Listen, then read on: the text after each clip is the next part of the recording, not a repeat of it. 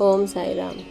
श्री साई सच्चरित्र अध्याय 49 भाग 4 नाना साहेब चांदोरकर दूसरा अंश।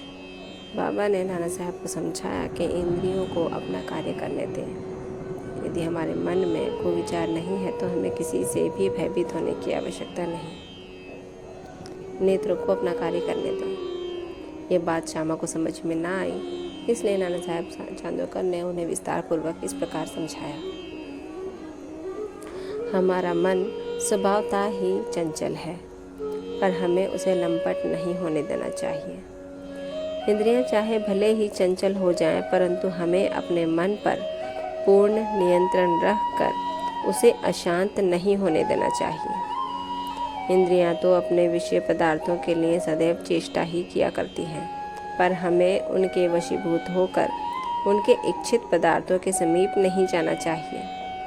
क्रमशः प्रयत्न करते रहने से इस चंचलता को नियंत्रित किया जा सकता है। यद्यपि उन पर पूर्ण नियंत्रण संभव नहीं है, तो भी हमें उनके वशीभूत नहीं होना चाहिए। यदि हम में किसी प्रकार के कोई विचार ना आए, तो इसमें लज्जा और भय की आवश्यकता ही क्या है।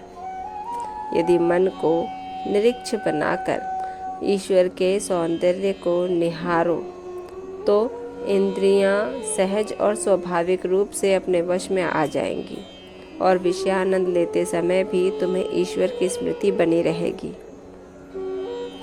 यदि उसे बाह्य इंद्रियों के पीछे दौड़ने तथा उनसे लिप्त रहने दोगे, तो तुम्हारा जन्म मृत्यु के पाश से कदापि छुटकारा नहीं होगा।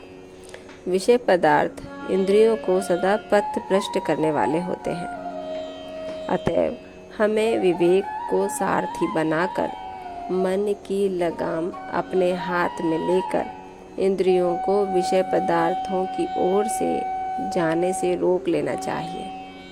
ऐसा ही सारथी हमें विष्णु पदों की प्राप्ति करा देगा, जो हमारा यथार्थ में परम सत्य धाम है, और जहाँ गया हुआ प्राणी फिर कभी यहाँ नहीं लौटता। ओम साई राम।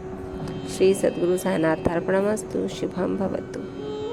बाबा कहते हैं कि हमारी इंद्रियां हमेशा हमें कुविचार की ओर ढकेलती हैं और उनके वशीभूत होकर हम कई प्रकार के गलत कार्य कर बैठते हैं। कुछ गलतियां तो हम सुधार लेते हैं, परंतु कुछ गलतियां ऐसी होती हैं जिन्हें हमें सुधारने का मौका भी नहीं मिलता और हम कष्टों में आ जाते हैं। अर्थात बाबा यही कहते हैं कि हमें इंद्रियों को कार्य करने देना चाहिए, परंतु अपने मन पर पूरी तरह से हमें नियंत्रण रखना चाहिए। इसी के साथ ये अंशरीय अध्याय यहीं समाप्त होता है।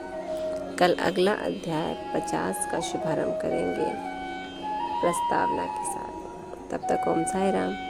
बाबा आप सब पर कृपा रखें, आपको आशीर्वाद दें और कष्टों से दूर रखें। ओम साई राम।